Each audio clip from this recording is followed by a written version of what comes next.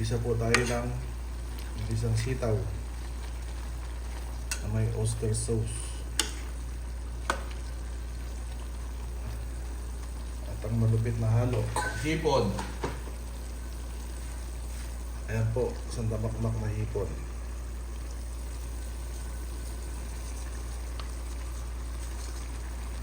Marami pa yung hipon sa sitaw.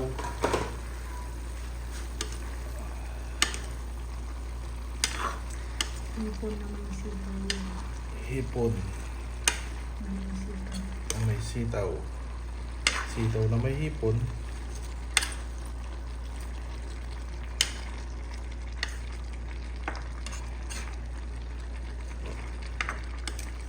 Hintayin natin ng ilang minuto. Luto ng hipon. Takpan muna natin po. Ayun ito, finished product natin. Ginisang sitaw with shrimp and tokwa.